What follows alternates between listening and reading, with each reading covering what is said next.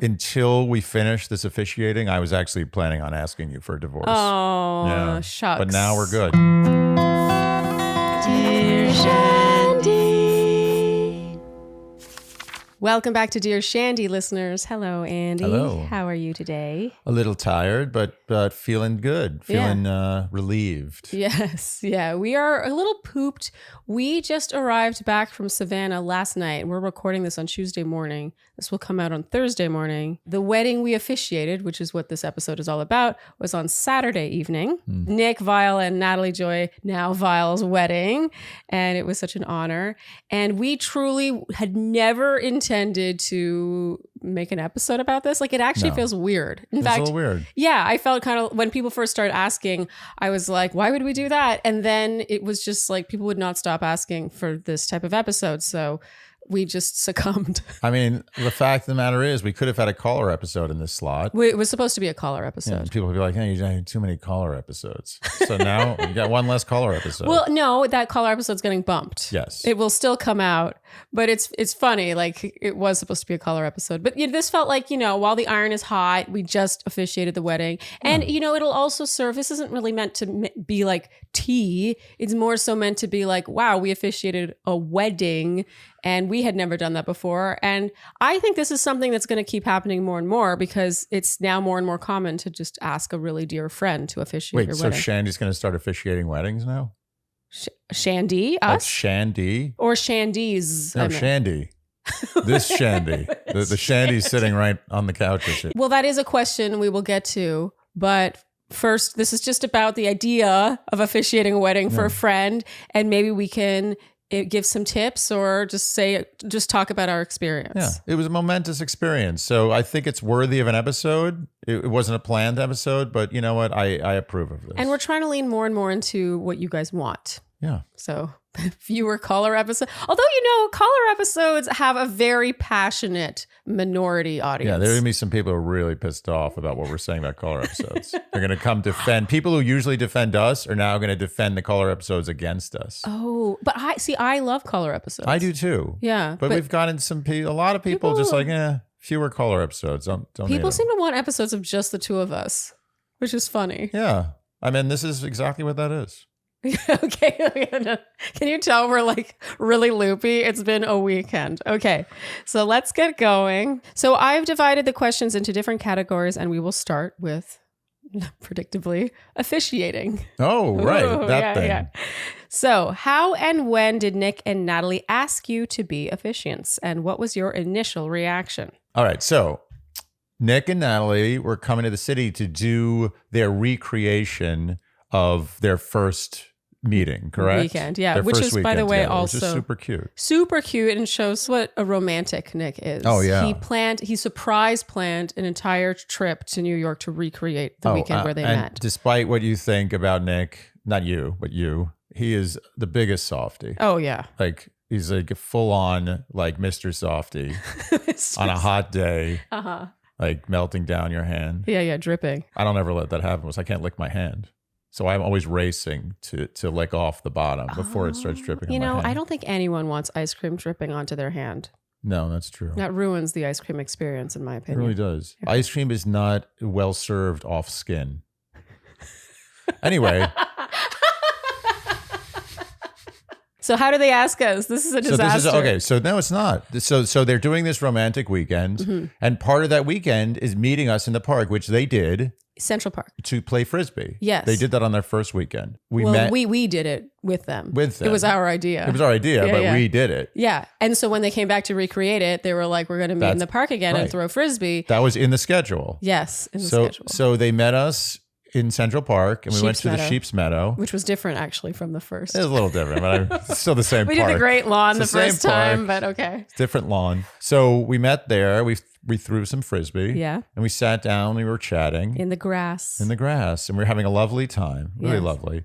And Nick said, so we have a question for you guys. And I was just like, whoa, this feels important. And he said, we want you guys to officiate our wedding. And then our reaction? I mean, I was immediately like, oh my God. I started crying. Yeah, I was very honored. I was kind of in shock. Yeah, Andy was quiet for a speechless. moment, actually. Yeah, I was thinking, like me, just because I'm neurotic and I think logistics before emotion sometimes. Yeah. I was like, wow, that's a big deal. That's a lot of work.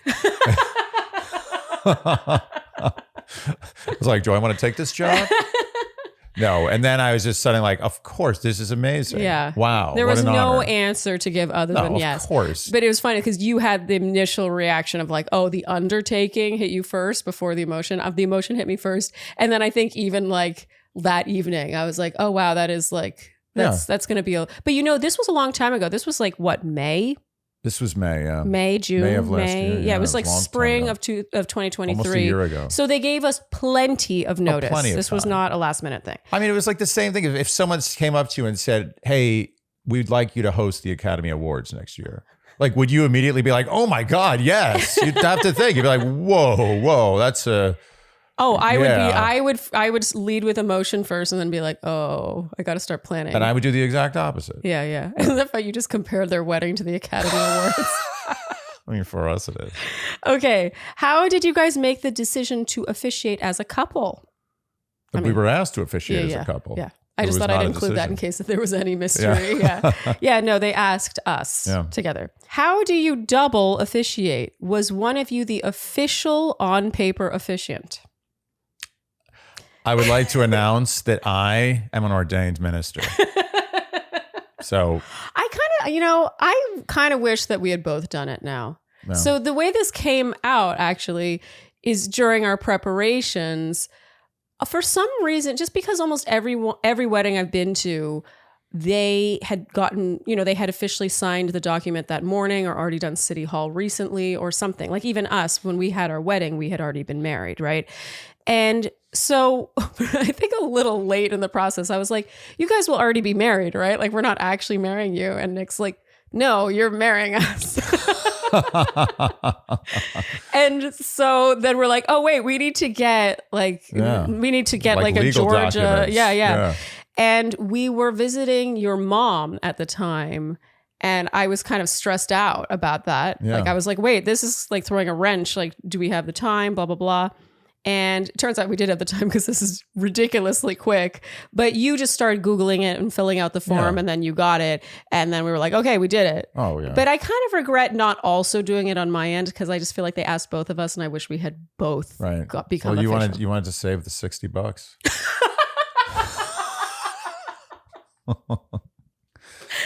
It honestly, the $60 isn't funny. Like the $60 at the time, I was like, well, why do we both need to do it? It wasn't even a consideration. It was like, oh, you did it. Like we're done. Yeah. Oh my God. You know what that says? Is that we're like the same person.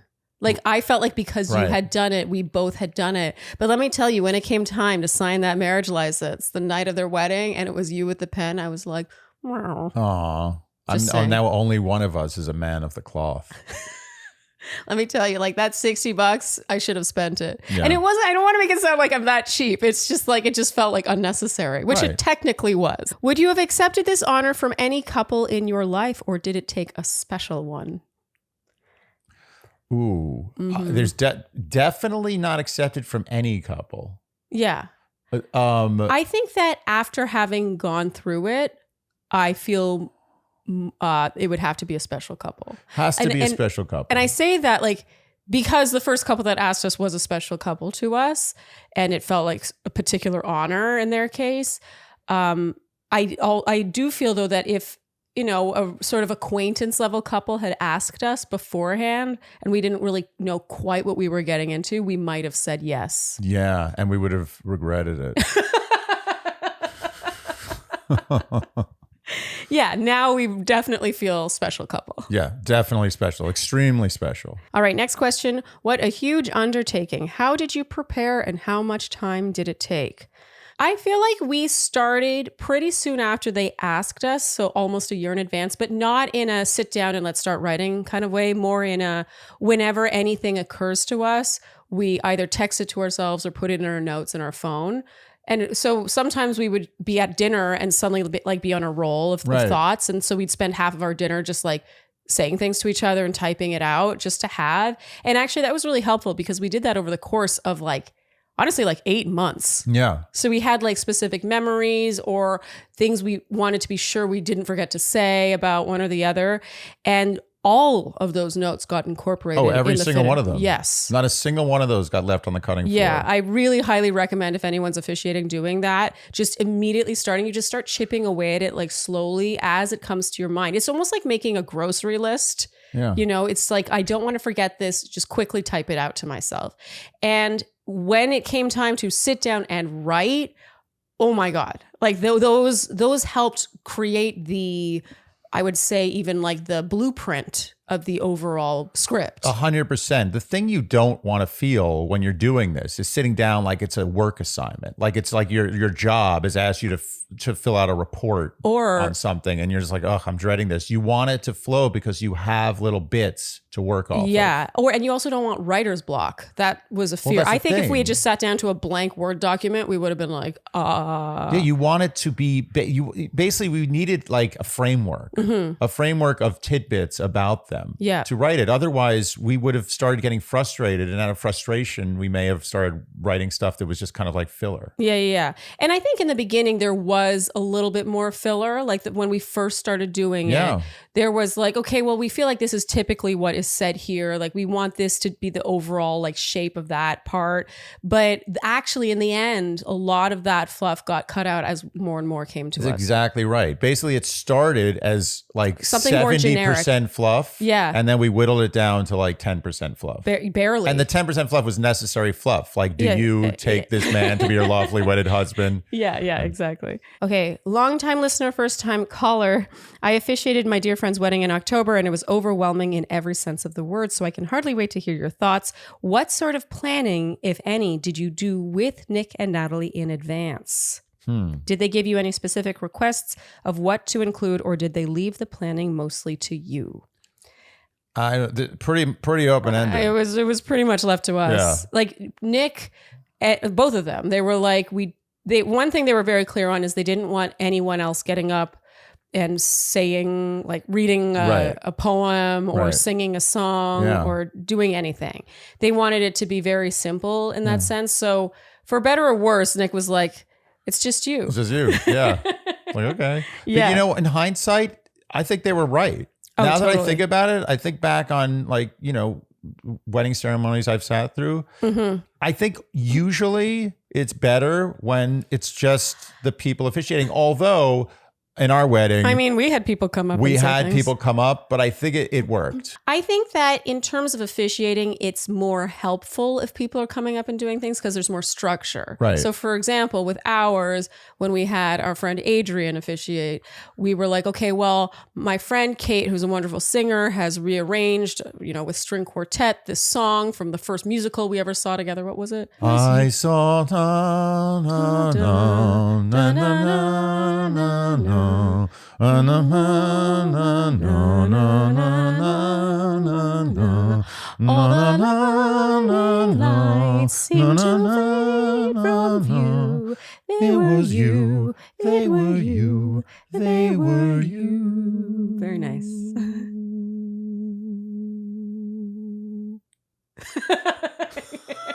Okay, so we had my friend Kate arrange that with string quartet, Yeah, which it was was really beautiful. Yeah, and she's she such a good singer. killed I it. mean, Oh she's my a God. literal She's- professional, well, amazing singer. I met her at music school. Yes, Yeah. she's phenomenal. And we also had some friends come up and say things. So that provided Adrian with like things to work around, obviously, like structure. Yeah. So there was like a lot of freedom for us in that we didn't have any of that to work around, but it was also intimidating, Yes, I would say. Very. And as for specific requests, well, we asked about humor. Yeah, I was like, what percent can be funny? Yeah. And or what even type- roasty a little bit. Yeah, well, what is, you first said funny, and then what type of funny? Like, is Yeah. it funny, like we're going to get a chuckle from the audience, or is it like roast funny? Right. And he said pretty much very little roast. Which I think is fair. Yeah, you don't want to be roasted at your wedding. We've attended a wedding. Oh, yeah. This is not a bachelor wedding. This No, is just this a is friend's not. wedding. This There was a best man speech that was 95% roast, and it gave me chills. And it was like roast, like it was like Comedy Central, like Jeff harsh. Ross roast. Yeah, it was hardcore. Like, it was me. I was like, oh man, really? Yeah. Like, he's your friend. Yeah. And so that I didn't ever want to happen. Yeah, but he did want some humor. Yeah. So I tried to say 50-50 humor, and he took it down 80-20. So I think we compromised. I think we ended up at around 70-30. Yeah. So Sharleen, guess what I have on the deck? A tree. What kind of tree? A cherry tree. And what does that cherry tree have on it right now? Cherry blossoms. You got it. A+ student. Yeah, very nice. We are obviously talking about fast growing trees right now, but truly, this cherry tree is your pride and joy. I mean, I've been waiting for this moment since I opened that package. Since I opened that package with that little tiny little tree that is now a very tall, fast grown tree Yes. with cherry blossoms. As promised, they said the first year it would have cherries, and each one of those blossoms, you know what they make? Cherries. You got it again. I'm going to insert a photo right here of those cherry blossoms. In case you thought I was lying. Yeah. And actually this tree, I mean, fastgrowingtrees.com, that is not a misnomer, because this tree has grown so fast that we are also repotting it into a larger planter, because it is just growing so fast. In 1 year, it has become the focal point of our deck. Okay, so let's talk about fast growing trees for a minute, because, you know, there might be people out there who are like, how do I get my own cherry tree? So Fast Growing Trees is the biggest online nursery in the US that is pretty massive, and they have over 2 million happy customers. They ship to your door in 1 to 2 days. They have a 30-day Alive and Thrive guarantee plus free plant consultation forever. They have 10,000 different types of plants. And the best part is you can search by your zip code. So then they will filter based on your location and what plants or fruiting trees or flowering trees or bushes or houseplants would actually survive where you live. And it's not just plants. I mean, I have to add, I did get our garden hose from Fast Growing Trees. And by the way, no lie, the best garden hose I've ever had. Yeah. Never tangles. It extends all the way around my deck for over 50 feet. It's my favorite new toy that I have. And it just showed up one day. I didn't realize that you'd been shopping online, Andy. It's so cute. Like, oftentimes Andy will be scrolling through fastgrowingtrees.com, just seeing the latest wares. And this is not a lie. So this spring, Fast Growing Trees has the best deals online, up to half off select plants and other deals. And our Shandies get an additional 15% off their first purchase when using code Shandy at checkout. That's an additional 15% off the sale price at fastgrowingtrees.com using code Shandy at checkout. Fastgrowingtrees.com, code Shandy. Offer is available for a limited time. Terms and conditions may apply. Charlene, I think you have something to show our Shandies. A big reveal? Yeah. Okay. Well, can I play the music? Yeah. Dun-dun-dun-dun-dun.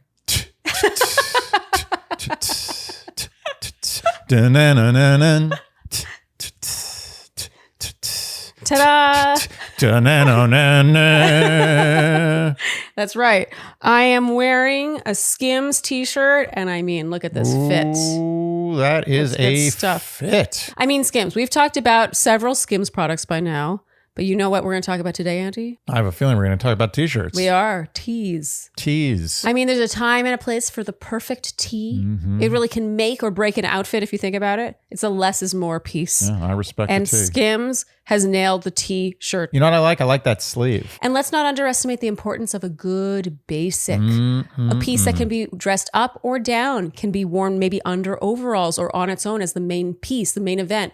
Be worn sort of as an undershirt under a big bulky sweater, or as the piece you wear out. Maybe you're going to run errands, it's just casual, or you want to dress it up. I could totally wear this at night for a night out. It ticks all the boxes. Yeah, I mean, you're really preaching in the choir here, because I respect a good tee. This is true. I am wearing Skims soft smoothing t-shirt in cocoa. Ooh, I mean, that is cocoa. You know what? Yeah. I was thinking, I was like, is that brown? No, it's cocoa. Well, and I'm proud of myself. I thought about just getting white and black, but I saw the cocoa and I was like, ooh. Yeah, I need some that. cocoa in your life. Yeah, I did need it in my life, and I was right. You look good in cocoa. Thanks. I think cocoa might be your color. Thank you. So shop the Skims t-shirt shop at skims.com, now available in sizes extra, extra small through 4X. Plus, get free shipping on orders over $75. And if you haven't yet, be sure to let them know we sent you. After you place your order, select podcast in the survey and Dear Shandy in the drop-down menu that follows. You are both naturally pretty funny, but script humor is more difficult. How did you incorporate humor, if at all? I mean, I would agree. Script humor is certainly more difficult. I feel like what we did was I was certainly the one who was more like the writer. Like even though you are a phenomenal writer, I was definitely the one like incorporating those things we had texted ourselves and like creating a shape. Like I was the one doing lots of like Tetris. No, that spot should move there. That spot should move there. And then you came in with your magic wand and found humor. Like you crafted jokes based on like the context. Right. Which was your talent. But it wasn't that hard because look, the fact of the matter is Nick is a funny character. He is. You know? And he would admit it. And he would admit it. Yeah. And it wasn't that hard to find the jokes. It was just really more about the timing, like to create, set a punchline, also to space them. Like we didn't want to have like a whole section of funny and then a whole section of sincere. It was more like funny, sincere, funny, sincere. Yeah. I found that the spacing of the jokes was the most challenging part. Like making sure that we didn't go too long without something light. Also, we were really determined to make it elevated. Right. Like we wanted the ceremony to feel sophisticated and beautiful and like specific to them. And so we wanted that shape, but we also wanted humor to not take itself too seriously, right? So we had some like lowbrow jokes in there mixed with the sort of like highbrow. Right. There was a joke for everyone in the audience. Yeah. And interestingly, the audience was from all over the place. Yeah. So there was something for everybody and something not for everybody. But I don't want to make it sound like it was not like a stand-up thing. No. This was like very respectful. The jokes, I felt, I take pride in the fact that I think we weaved these jokes in seamlessly, so it didn't feel like it was like, this is joke time. No. It was like, this is a good way to bookend this thing we're talking about with Nick or Natalie. Yeah, and I mean, the way they were looking at each other, like this was a truly like momentous moment. Like I'm glad we did not have one more ounce. Can I tell you something? When I was telling the jokes, while I was in the moment, telling the joke part of the speech, let's call it a speech. I remember thinking in mid joke, I was like, thank God we didn't go further than this. I totally agree. How much of what you put together did you share with Nick and Natalie beforehand? And 0. Yeah, agreed. Did you keep any portion of the ceremony as a surprise for them? 100%. Everything was a surprise. As a matter of fact, right before we walked out to do this, like 5 minutes before, Nick was like, can I read you some of my vows? And we're like, no. I don't want to hear any of your vows. This is all going to happen when it happens. Totally. Had either of you officiated a wedding before? No. Nope. Since you've known Nick longer, was it difficult to make it feel equally personal for Natalie as well? This was a concern for me. You know what it was? It was not as easy to have jokes for Natalie because we just don't really know Natalie as much in that way. Even, you know what it is? Natalie is the jokester. Natalie is really funny. She's super funny. So it's hard to make jokes about someone who's really funny. Yeah. And Nick is also funny. Yeah. He's funny in a different way. He's not. Natalie is naturally funny. Hilarious. She's very funny. Yeah. I know people are going to be saying, no, you're just saying that. People love to think what they want to think, but Natalie is truly hilarious. I have belly laughed at Natalie many times. Yeah. But we also have spent far less time with Natalie than we have with Nick. Yes. Like a fraction of the time. Totally. So we just had less to work with. But honestly, Natalie has such strong personality traits that it wasn't that hard. No. It was just a little more challenging. Yeah. You had to dig a little deeper. Yeah. It was more like being observant versus having specific memories. Yes. Yeah. But this was a concern. Like it was something that every time we went through it, I was like, how's the balance? Are we talking about Natalie enough? Like it was definitely a topic of conversation. Yes. Were you nervous? Which Shandy was more nervous? I love that. Which Shandy? Shandy number 1 or Shandy number 2? Shandy number 2 was more nervous. Are you Shandy number 2? I'm Shandy number 2. You are a professional singer. So your ability to handle stage fright is definitely better than mine. I haven't publicly spoken in a long time. Yeah. I mean, literally the last time I publicly spoke, I think was my dad's eulogy. Actually, no, it was probably our wedding. Oh, that's right. Yeah. But I got to say though, Andy's dad's eulogy, oh my goodness. No. It was so beautiful. Not that I was there, but I've read it since. It was so beautiful. I just have to mention that. I mean, it struck me. But anyway, I think it was probably our wedding. But our wedding is different. It's like, that's I'm not like publicly speaking. I'm the guy. It's my thing. It's my party. Okay. But yeah, even then there was some pressure. But still, I haven't done one of these, and I used to do them all the time. And the writing part, I was always good at. I always knew that I could write a speech. If anything, I actually feel like I wish I had become a speechwriter. I think that was my calling. Really? I screwed up. I'm telling you, I know this sounds like I'm boasting about some weird thing. No. I should have been a speechwriter. I write a mean speech. You if anybody ever needs a speech, call me. We'll talk price. We'll see what happens. Just kidding. Or maybe not. I was good at the writing part. So Yeah. I wasn't that nervous about the writing part. I knew we would have a good product in the end. What I was nervous about is that I would get up there in front of all these dignitaries and, you know, the press. I mean, the New York Times called us the day before to interview us about it. I mean, there was a lot of pressure here. I was going to get up there in this beautiful setting for this, you know, big event, and I was just going to blank or choke up. Like my mouth was going to get dry, my throat was going to close up. I was very nervous about that. Yeah. So in the end, it didn't happen, but I was, up until the moment I walked up there and stood up there in front of the audience, I was very nervous. Yeah. I think my nerves were more so leading up to it. So, and this is how I am with singing too, by the way. Like I'll be nervous. And then the second I step on the stage, I'm like, yes, I reach this like zen point. But I felt nervous until I felt really confident in our actual script. Like the actual speech part. And it took months to reach that point. And so I did spend quite a bit of time being nervous, but there was a sort of like tipping point where I started to feel like we had a really good product. Yeah. And then we ran it past one friend, only one person we know. Shout out Livia, who is a producer and she's a phenomenal writer. And she just helped, like, you know, add one word there and like shape this one thing. She moved one thing around and it just locked it into place. Highly recommend anyone doing this to have like one trusted friend, not just trusted, but someone who's actually good at this stuff. Someone who's good, not just trusted. Yeah, Olivia's like actually good. Like she's an actual producer good, for good TV writer, shows. good producer, smart. You gotta pick carefully. Yeah, and she was just able to come at it with fresh eyes, and also her stamp of approval on it really meant a lot to me. Yes, and I knew that if she didn't think it was good, she would have told us. Oh, yes. Yeah, but I will say this: when I was standing up there, I immediately, like, the nerves just melted away when it was just you, me, and Nick, and we were waiting for Natalie, and I was just saying, "Oh, it's just a bunch of people. You know, it's not a big deal." Yeah. And then I started being like, you know, let me do some of my breathing too, just to get really relaxed. So I did my 4-7-8 breathing, which is great. I do that all the time. Like I do it when I'm on a plane and there's really bad turbulence, and it just totally takes my heart rate down. So I started doing that. I was like, oh, nice. Now I'm even getting more relaxed. But then I started thinking about, why are you doing 4-7-8 breathing? Like, this must be a big deal. And then I started getting nervous again. I was like, no more breathing, no more breathing. And then it was okay again. You just gave everyone a peek into your mind, Andy. Any overall tips or regrets? I do have one. I have a tip, which was actually this. I have to amend an earlier answer where we said, did you run anything past Nick or Natalie?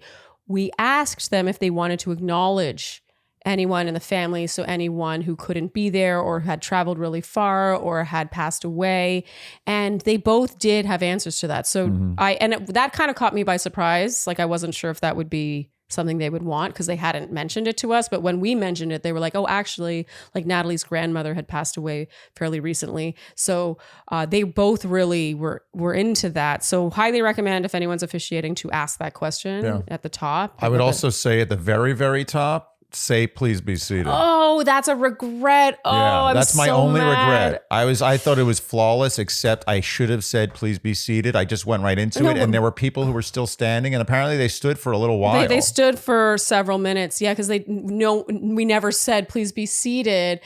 It just didn't. It was just weird. There was like this, Natalie and Nick were both standing there. Yeah. They're sitting there holding hands. Everyone's quiet. I waited like a full 20 to 30 seconds of pure quiet. And then I started, and there's still people think that that's not the start. Okay.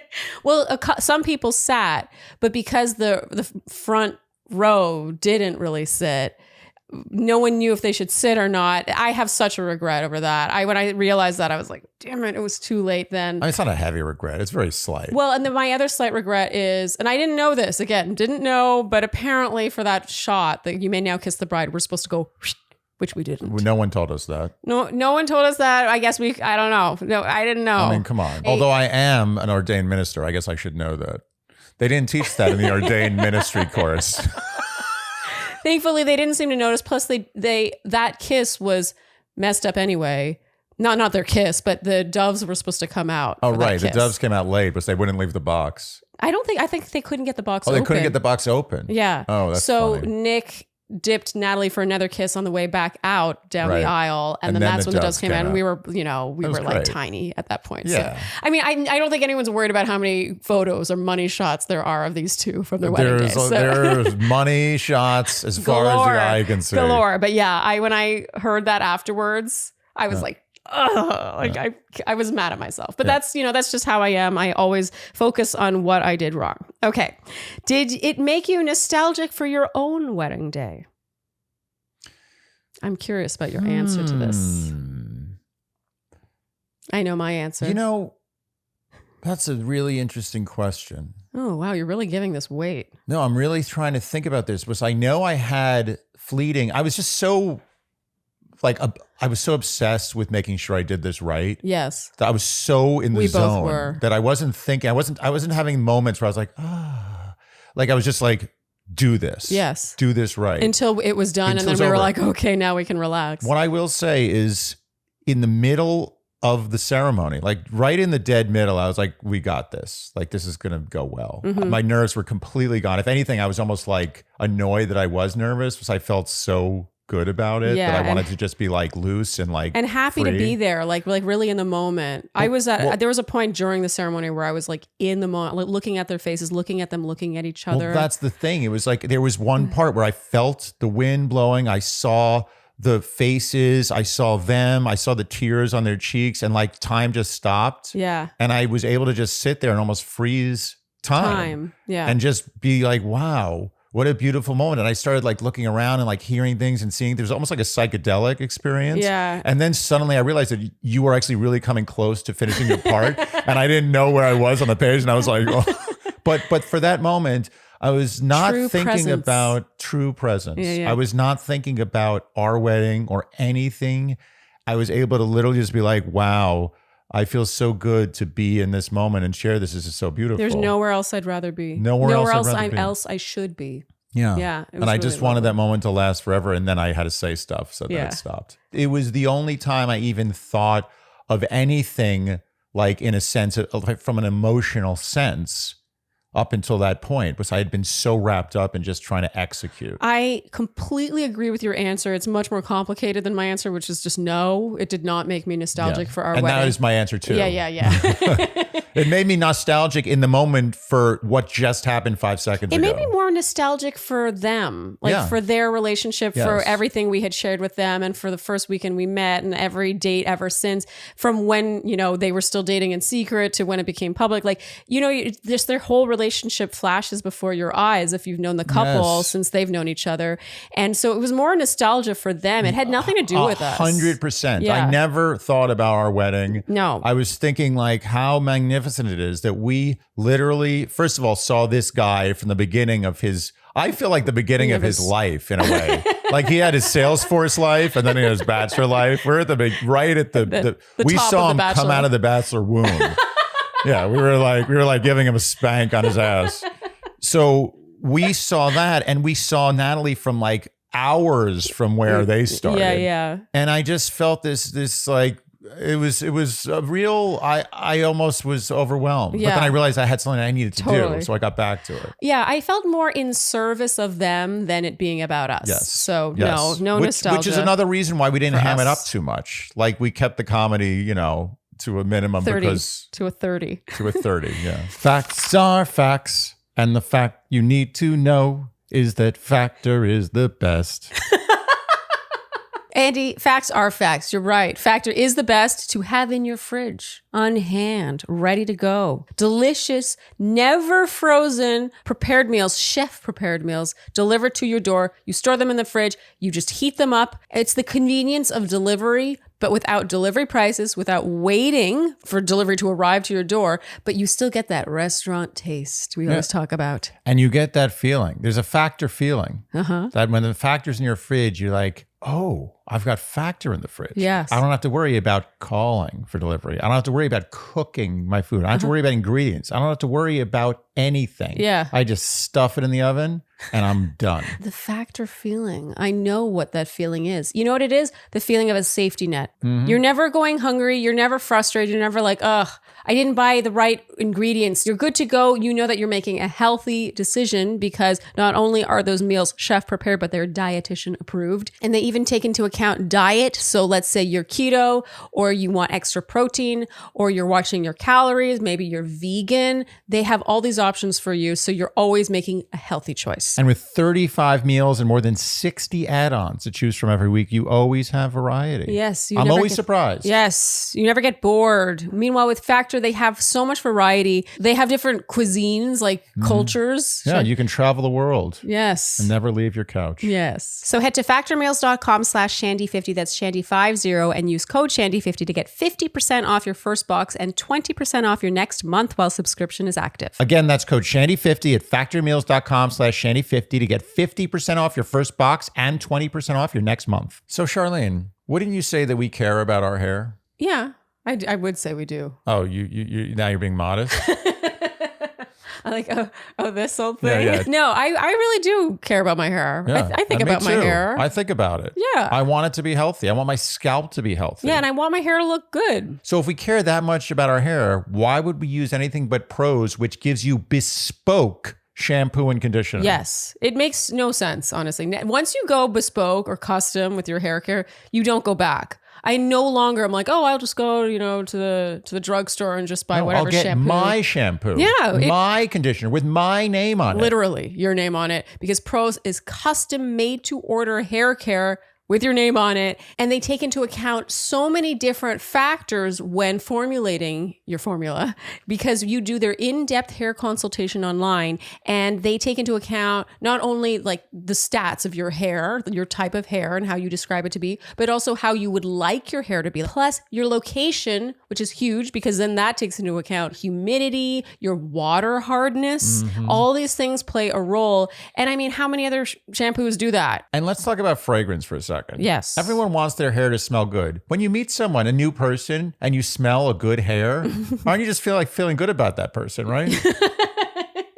Or let's say you are sensitive to fragrance and you don't want it to be scented. Right. Wouldn't it be great if you didn't have to sacrifice any factors in your actual hair care? You just removed the scent entirely. You can do that with Prose too. And last but not least, Prose is not just better for you, but it's also better for the planet. They're a certified B Corp, cruelty-free, and the first and only custom beauty brand to go carbon neutral. So Prose is so confident that you'll bring out your best hair and skin that they're offering an exclusive trial offer of 50% off your first subscription order when you go to prose.com/Dear Shandy. So get your free consultation, then 50% off at prose.com/Dear Shandy. That's prose.com/Dear Shandy. Do you feel more responsible to stay together after officiating?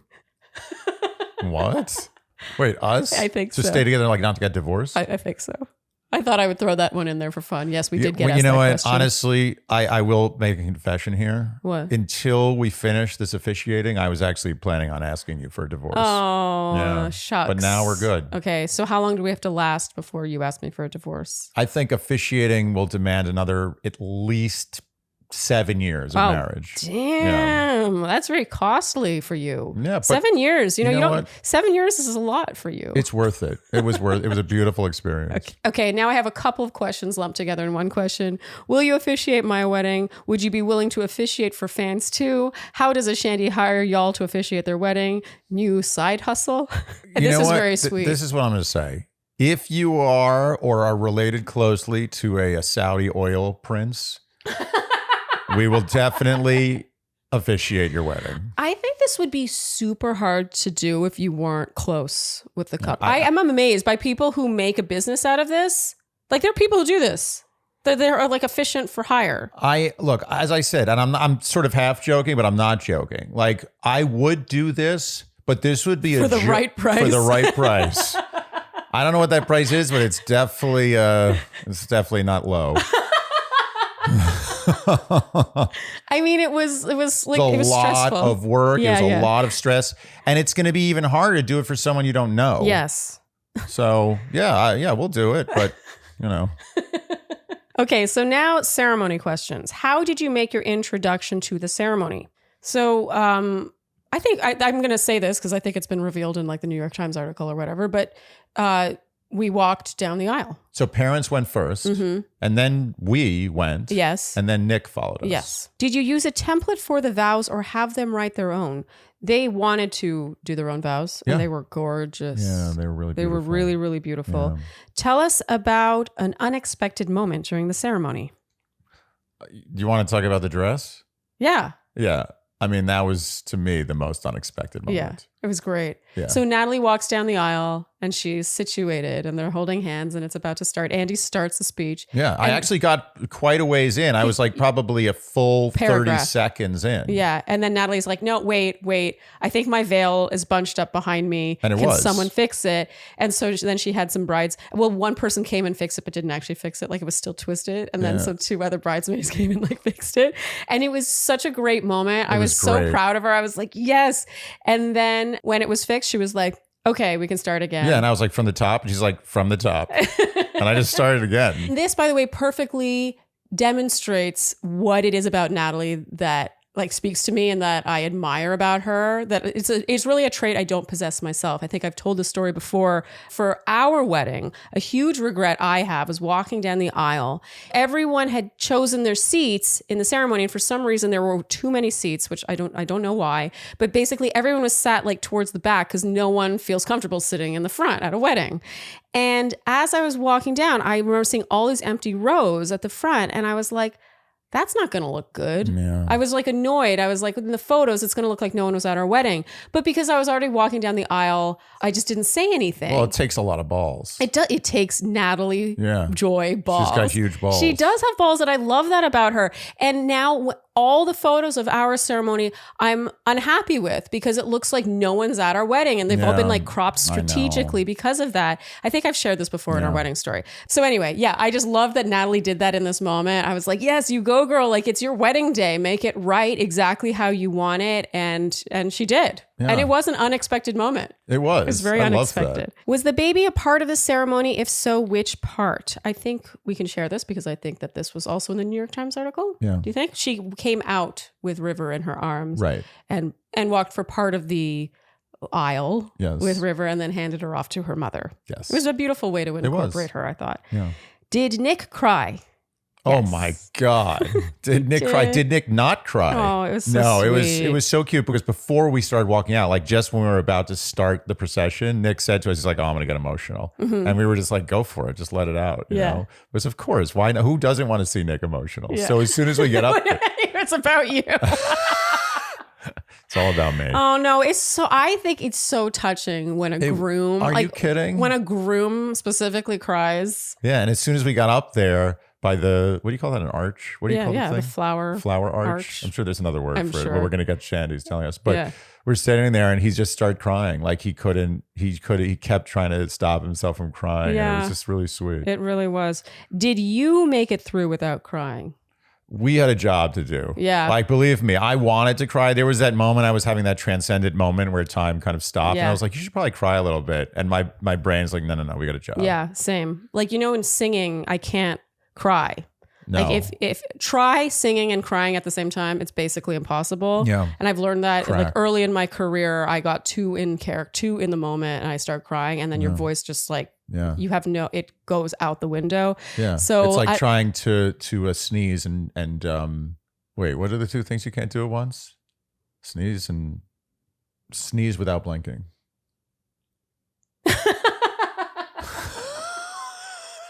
Is that a thing? You can't sneeze and not blink at the same time. Okay. Yeah, I felt like we couldn't officiate and cry at the same time personally. Like I just had my game face on in that way. Yeah. Yeah. But I was crying on the inside. There were a couple moments that I was like, oh my goodness. Yeah. Okay, so now we're on to friendship, fun, and fashion. This was the other category. Friendship, fun, and fashion. There's a lot to cover. It's a lot. That's very broad. I know you met through the show, but how did you end up such good friends with Nick? I find it funny when this gets asked because I always forget that people did, basically the kind of person who asked this didn't see me, I guess, on my season and and didn't follow me, I guess. Right. A lot of people joined for Dear Shandy, which is pretty cool. Yeah. But for more than half of the time that we've been doing Dear Shandy, I had a blog. called did. All the Pretty Pandas. You did. And over on this blog, I recapped the show quite in detail for years. We're talking like 6+ years. Yeah, for Flair magazine. And for Flair magazine. And so on my blog and for Flair. And I also had a column, a relationship column. Like people would write in their questions and answer them. That's where Dear Shandy comes from, is that soon after my season on the show, I had an Ask Sharleen column in Flair magazine. Okay, so basically I recapped Nick's season, which is Andy Dorfman's season, right after my own. And I always liked Nick. He spoke to me. I actually watched some of that season with you, and I felt a kinship with Nick as well. Yeah. Just from watching his season. Yeah, Nick just resonated with us. And like I called him recently on my Instagram, my kindred spirit. Yeah. I instantly saw in him something that, I don't know, we both possess, I guess. And it was clear in my recaps. And a lot of people honestly didn't like Nick on that season. He was sort of a villain of sorts. And so he came to New York later in his season to do like a GMA interview or something. And we met and like for a coffee and became fast friends. And then through me, he met you. And then it just came to a point where every time he was in New York, we would hang out for years. Yeah. And sometimes you were in New York and I would just hang out with him. Yeah. And sometimes I wasn't there and you would just hang out with him. Every time, sometimes I'd make a trip to LA to visit friends. Like without you, we would hang out, or with you, we would hang out. Anyway, so Nick's just been like a fixture in our in our lives for a decade, truly. And originally he slid into your DMs. Did he? Yeah. Yeah, I think that he has said since that he was sliding to my DMs because he was like interested, but I had already met you. I just started dating you. He didn't know about that. Yeah, he didn't know about that. And so I think that it started out with like a possibly romantic interest, but we just got along so well and he absolutely fell in love with you and vice versa. Yeah, that says so much about him, by the way. Yeah. There are so many men who once they find out you're not actually available, they're like, okay, never mind. Who else is there? I was so pleased by the way Nick received me. Yeah. Because I knew that Nick liked you and I knew that Nick would have wanted to date you. I mean, let's be honest. Like Nick's going to admit he's this admitted. too. We've all I mean, admitted it's so it. Yeah. it was clear. And by the way, that moment lasted like 2 weeks. 2 weeks. Yeah. But when he met me, there's, as you said, it like could have gone so many ways that would have showed insecurity or just sort of toxic masculinity or something. And he just welcomed me immediately and was like, "Oh, this is how it is. I'm totally good with this." Well, because he loved you. Well, I could tell right away. He's like, "I'm better with this than me just pursuing Sharleen." Yeah. You replaced me instantly. He absolutely fell in love with you. Okay. Did you ride the mechanical bull? We did not. I didn't even see the mechanical bull. No, but apparently there was one. Yes, We were I too heard busy- people who had ridden the mechanical bull. We were too busy getting a tour of the animals by Natalie's sister. Oh, that's right. Who Yeah. was so lovely. It was her farm. Oh my gosh. And we were petting baby cows and baby goats and horses. Like really friendly horses. You know, Yeah. some horses, like you go up to a horse and you're just like, I'm not sure this horse, what's this horse going to bite me or smack me with its head? All these horses were just so into getting pet on their head. Yeah. You notice that? They were all dog-like animals, actually. at Every this animal farm. on that farm was a And dog. They cats. were so happy. And cats. And there were 2 It was cats. so nice. So yeah, no mechanical bull, only real animals for us. Was there anyone there that made you starstruck? For me, it's a no. No, we met Josh Peck, who was on our podcast. Yeah, he was actually really sweet He was after so sweet. the ceremony. Yeah. He was like, "You guys did really well," and we're like, "Hey, we had you on our podcast." He's like, "Oh yeah," that was really funny. Yeah, he was great. But no one starstruck is not a thing. No, for me in general. No, like I've been starstruck, but I don't know if anyone there rose to the level of starstruck. No. And if I'm totally honest, like I'm so out of the loop that most of the famous people there, I didn't know who they were. Like I didn't know who Wow was until like well after we had talked to her. Yeah, for a we while. had talked with her for a long time, and then afterwards, someone else was fangirling over her, and I was like, oh yeah, there you go, Jersey Shore. I've never seen 1 second of Jersey Shore. I saw about 15 minutes, so I got you beat, or I've lost. You know who I was starstruck by? Who? Charlene Joint. Oh, looking Andy. absolutely spectacular. You looked like a 1940s pinup, but not a pinup like a dirty pinup. Like a clean pinup. Is there such a thing? Anyway, you look great. Well, we can skip ahead to that question then. Give us all the details on Sharleen's looks. And also, did they tell you what to wear? So, Andy, one of the reasons we are able to provide free content, I mean, people are watching this for free, listening for free, is because of sponsors like AG1. This is true. We love us some AG1. Oh, we do. We drink our AG1 every single morning. Every single morning without fail. As a matter of fact, we travel with our AG1. You could say we don't leave home without it. And no one's ever said that before. Right here, invented. So AG1 is our foundational nutrition supplement. We drink it every single morning. It has our vitamins, our minerals, our pre and probiotics, our whole food sourced ingredients, plus other ingredients that help with your immune health. It really is a one-stop shop. And I know when I've forgotten. Once in a while I forget because I get busy in the morning. I get some call or something. I got to deal with it. And suddenly I'm like, why do I feel a little sluggish? Yes. Why haven't I gone numero dos? I swear, I feel a difference when I drink this in the morning. I feel like a little perk up of energy. I feel more focused. I feel more regular, all the things. It's the kind of thing that you don't appreciate when you feel it, and because you start taking it every day. And then when you miss a day, you're like, oh. And you know what? I don't feel the need to drink coffee in the morning anymore. I've actually delayed my coffee drinking by 2 or 3 hours. Which is pretty massive. And get this, AG1 is tested for 950 contaminants and banned substances, while the industry standard typically only tests for 10. Wow. Yeah. That's insane. It is. Why isn't everyone doing that? I agree. It's actually gross when you think about it, honestly. Yeah, I'm drinking that every day. Yeah, every single day. 950 contaminants. I love that they are so on top of it. They were really rigorous over at AG1. They are on their 52nd iteration of their formula. At each step of the process, AG1 goes above and beyond the industry standards. And that's that extra layer of confidence, of comfort, that you know you're being taken care of. Oh, swaddled? Swaddled. Isn't that what we all want? Yeah, we want to be babies. Yeah, I feel like whenever we advertise anything, we're like, how can we feel swaddled in some way? It's like my formula. Yeah. So if you want to replace your multivitamin and more, start with AG1. Try AG1 and get a free 1-year supply of vitamin D3K2 plus 5 free travel packs with your first subscription when you go to drinkag1.com/Dear Shandy. That's drinkag1.com/Dear Shandy. Give us all the details on Sharleen's looks. And also, did they tell you what to wear? The answer to that is no. I asked Natalie if she wanted, well, we knew you'd be wearing a black tux, but I asked her if she wanted me to be wearing black specifically or anything in particular, since, you know, we would be up there. And she said, no, wear whatever you want. But I personally wanted to wear black. I felt black was appropriate for officiating. And what I was looking for, I'll talk about my outfit now, was something that said both don't look at me and also made a statement, which was a really specific line. You thread that needle. Yeah, exactly.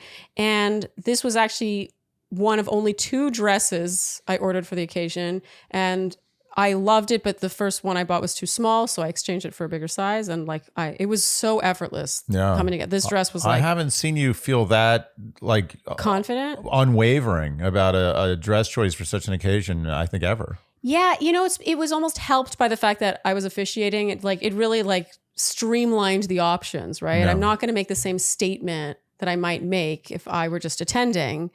And I don't know, I wanted something that was black, but also felt like regal and like official. I don't know how to describe it. You did. You nailed it. You nailed it to the point where if anyone suggested that it wasn't right, I know they have bad taste. Oh, did anyone suggest that? No, I'm just saying. One of the questions said, why are people saying that Sharleen didn't? Why are people not liking Sharleen's look? I liked it. I was like, the answer is that I would like to see what they wear. I'm sure on Reddit some people didn't like my outfit, but you know what? I loved my outfit. But you know what? If you wear something that no one doesn't like, then you made a mistake. Okay. And I knew I wanted a sort of old Hollywood hair with like a victory curl or roll or whatever it's called, and a red lip. I'm so impressed with your ability to just nail occasions. Nail occasions. Yeah, you're just like, this is the occasion. Boom. My favorite thing to dress for is an occasion. You know, when it's just like going out at night with girlfriends, like I have a harder time putting a look together for some reason because there's just too many options. But when it's like black tie wedding, this was a black tie wedding. I was like, okay. Oh, and how about the welcome party look? Oh, both of us. I put together your welcome party look.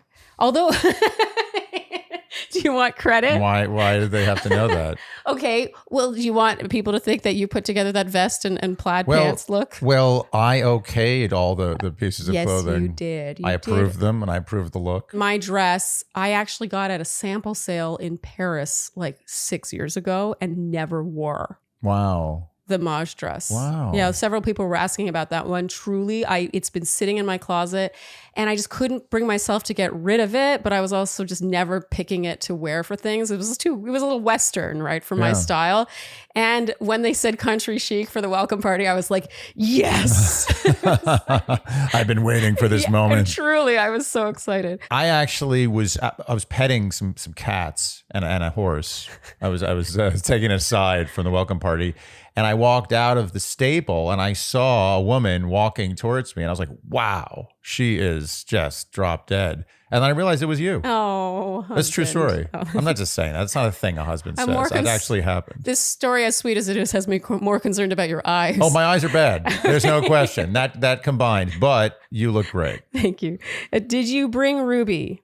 No, we really were planning on it, actually. Like I even had it registered through Delta that I was bringing a pet. I was going to pay at the airport. We chose a hotel based on the fact that they accepted pets. And we really thought about bringing her because it was a farm setting, but it wasn't the right occasion. And I'm really glad we didn't. Oh, it would have been so distracting. Yeah, we had to focus like big time. We were really nervous, and I just think worrying about feeding her, having her taken care of and taken for potty breaks. Yeah.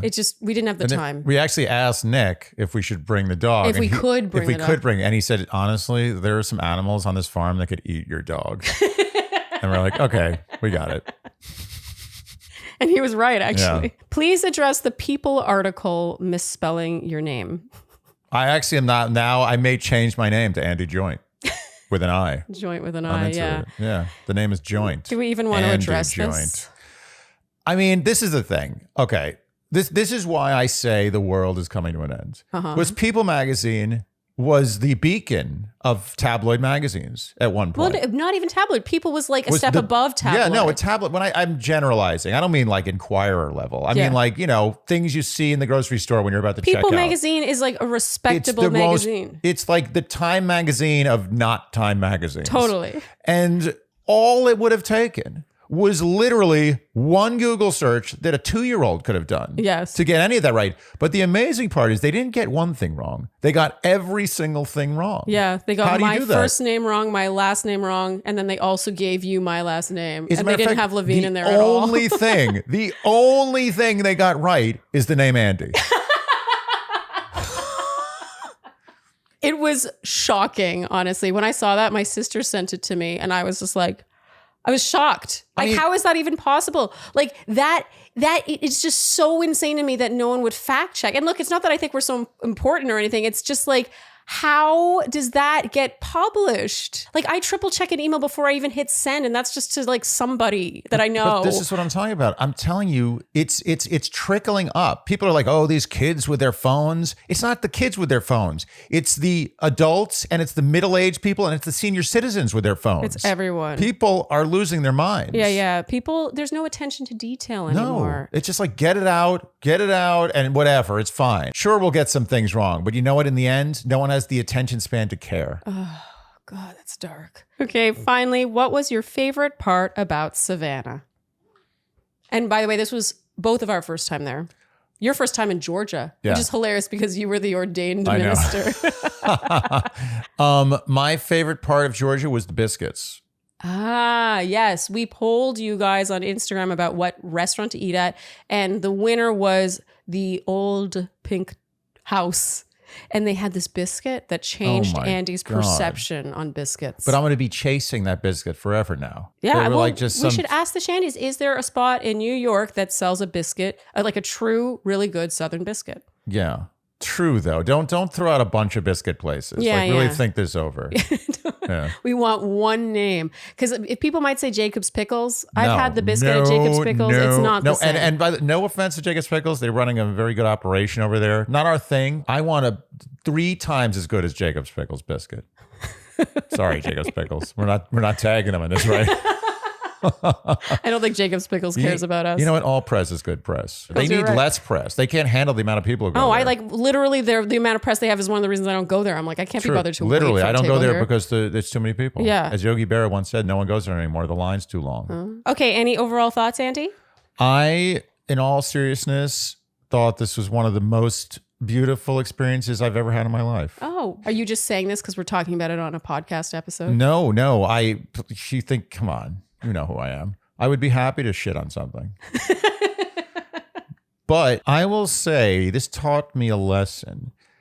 If there's an opportunity to do something extremely meaningful and beautiful and sharing and impactful, always do it. Even if it's going to mean an immense amount of work, a lot of stress, frustration, it's worth it. Because I realized after this, I was like, wow, that was such an ordeal, but it was more than worth it. Yeah. Like I would have done twice as much stress and work to have that experience. Yeah, totally. Especially after having had it. And it was just so special. You know, we actually talked about it afterwards. We marveled at how we would not have done it for ourselves. No. And that was a real lesson. That was another learned. realization. Yeah, we talked about it and we were like, oh, like we would do it for dear friends, but we realized we would not do that for ourselves, which made us realize that we must therefore miss out on some sort of, momentousness in our own lives or pride over something we've accomplished all the time, right? Because we won't take on it. I don't know. It feels self-indulgent to do it for ourselves, but like, why shouldn't we? And I think that this is a lesson that we're going to employ in our lives. And I think that's another thing. It's like, not only did we have this beautiful experience, but we had lessons learned that may change our lives. I think it's always important. The lesson here is always important to not avoid the hard things. Yes. And lean into discomfort. Yeah. And I also, not to make this all about ourselves. There's also Nick and Natalie. No, but in all seriousness, Nick and Natalie are a perfect couple, and I bet I'm gonna make a bet. Oh, I'm gonna do like what was his name? Who? What was the guy's name? Huh? The guy I made $1 bet about. Oh, Kenny and Mari. Oh, yes, Kenny and Mari. I'm gonna make a $1 bet right now that this goes till death. Oh yeah. Well, this is forever. Actually, not $1. I'm going to bet a significant amount of money. Okay. Who am I betting, by the way? I'm not betting against you. Is anyone you. taking this bet? I agree with you. They're this so is good. going to death, and I have never been more confident of anything. Okay. More than Kenny and Mari. Oh. I don't know if you needed to throw them under the bus. I was very confident about them. We just don't know them as well. Yeah. Oh, also, I want to add, just because I feel like the Shandys might like to know this, that Nick was one of the last people standing at our wedding. Our venue shut down, and then we ended up finding a bar like across the street to have basically the after party. And we really, people start dropping like flies, right? Like, because to get back to the hotel, there were these trolleys, and there was not a trolley leaving every 10 minutes. It was like, oh, we have a full trolley, we're going. And so many times people would come up to us and be like, hey, we have a trolley leaving. Do you want to hitch a ride? Right. And we were like, no, we're going to be here till the end. We're going to the end. Yeah. And actually at the very end, it was me and Nick's cousin standing on the reception platform, which was in a field. The wooden floor. The wooden floor. And as we were leaving, that was the last trolley. Like we were going to be stuck in the middle of nowhere if we didn't take that trolley. Yeah, Nick and Natalie were also leaving. They were like, also, they were already on the trolley. It was over. They were gone. The music was done. The lights were on. It was over. It was totally over. And as we were walking off that wood platform, I was about to walk ahead of him, and I said to him, I was like, go to the grass. He's like, what? I was like, just step onto the grass. And he did. And I was like, I'm the last one here. Oh, Andy. He appreciated it. He let me have it, and I was the last person who left that wedding. How appropriate. That's a great place to wrap, Andy. Yes. It was a fantastic. I honestly can't remember the last The time I most had that fun. much fun. We danced the night away. Yeah. It was so fun. Okay. All right. Well, that's a good place to wrap. We will officially wrap. We'll stop talking about it. Thank you so much, Shandy's, for your great questions. Hopefully this was, I don't know, helpful. Yeah, Was this helpful? maybe. Yeah. Just informative? I honestly do think more and more people are getting friends to officiate weddings. So maybe this will be helpful for someone who's been asked to do think this. it will. If you enjoyed what you heard today, you know what we will ask of you, and that is to like, subscribe, hit the notification bell, follow us on Instagram, and TikTok, leave us Apple and Spotify, podcast ratings and reviews. Tell your friends and generally do all the things you would do to support a podcast you enjoy. Thank you so much for tuning in, and we'll see you next time on Dear Shandy. Bye-bye. Dear Shandy.